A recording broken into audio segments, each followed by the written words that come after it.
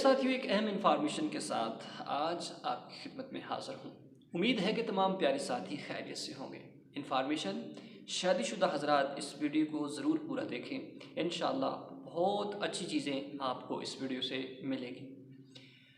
پیارے دوستو، ہر مسئلے کا علم ہونا بہت ضروری ہے۔ شادی شدہ حضرات جو ہیں ان کے لیے تو بہت ہی ضروری ہے، چاہے مرد ہے یا عورت ہے، اس کو یہ پتہ ہونا چاہیے کہ کیا بیوی کے پستان کو چوسنا جائز ہے یا ناجائز ہے، اور کون سی حالت ہے کہ جس سے انسان گناہ کے زمرے کے اندر آتا ہے۔ پیارے دوستو، اللہ رب العزت نے یہ جو دو رشتے ہیں ان کو بڑا ہی خوبصورت رکھا ہے۔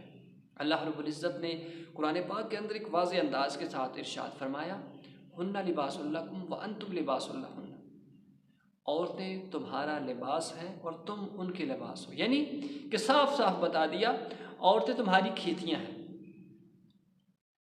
ایک صاف فرما دیا۔ حدیث پاک کے اندر بھی آتا ہے کہ عورتیں تمہاری کھیتیاں ہیں، جب چاہے جیسے چاہے آؤ اور جائز طریقے سے آؤ، ناجائز نہ کرو۔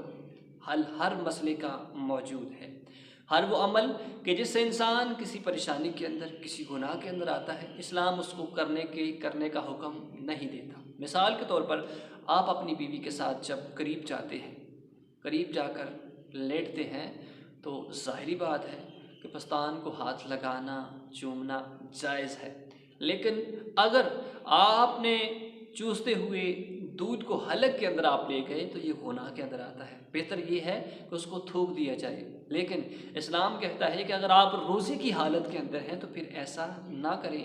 جب آپ اگر ایسا کریں گے تو ممکن ہے کہ دودھ آپ کے حلق کے اندر چلا جائے اور آپ کا روزہ ٹوٹ جائے، اور یہ بھی ممکن ہے کہ روزے کی حالت میں یہ آپ کو شہوت کے قریب کر دے اور پھر آپ کا روزہ ضائع ہو جائے، آپ کی عبادت ضائع ہو جائے۔ تو اس حالت کے اندر اسلام جو ہے منع فرماتا ہے، آؤ جائز طریقے سے آؤ، لیکن دودھ اگر حلق کے اندر چلا گیا یا دودھ کو نوش کر لینا، پی لینا، یہ گناہ کے اندر آتا ہے۔ ایسا آپ ہرگز نہ کریں۔ جو جائز ہے، جس حد تک اسلام نے اجازت دی ہے، اسی عمل کو اپناتے ہوئے آپ کی عورت جو ہے آپ کا صاف ستھرا پاکیزہ لباس ہے، آئیں اس کے پاس لیٹیں، ہم بستری کریں، لیکن دودھ حلق کے اندر نہ جائے۔ کوشش ایسے ہی کیا کریں۔